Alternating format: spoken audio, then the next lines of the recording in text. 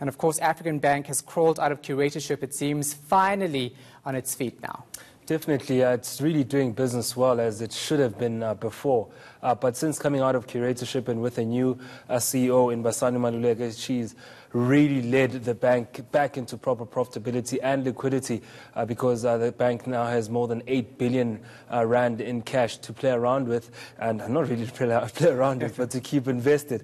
But it was 29% up in terms of profits, and it's a bank that's really looking to go into transactional banking, as in taking deposits now. This is very interesting because it is 50% owned by the Reserve Bank, 25% by the PIC, but the rest of the 25% was, of course, held up by the top 5 banks in the country. So they're going to be a new competitor against them. It will be a complex situation for them there, but they're saying they're really looking forward to going to transactional banking in an offering that they called My World, and it's something that they are looking forward to, but they wouldn't say whether they'd be willing to list anytime soon.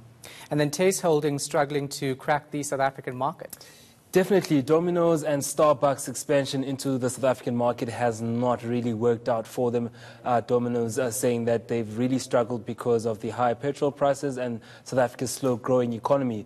But they haven't cracked it in terms of taste buds for South Africans. There's a lot of competition, of course, in the market, even with pizzas. There's Roman's Pizza, Domino's Pizza, and all sorts of pizza offerings in the country. And South Africans really didn't take to Domino's much, and they feel they have enough stores to try and work out the brand strength. And in terms of coffee as well, coffee lovers are not really going for Starbucks. When they did launch in 2016, it was a big thing. There were lines outside their shops, but I think consumers really got over it and started making their own coffee, and that's really seen them struggle. They've lost a lot of cash in terms of their financials, and also struggling to get the business to where it's supposed to be.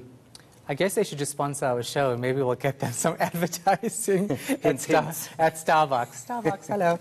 And then Eskom acquiring funding as it tries to get back into healthy operational environment. How's that going?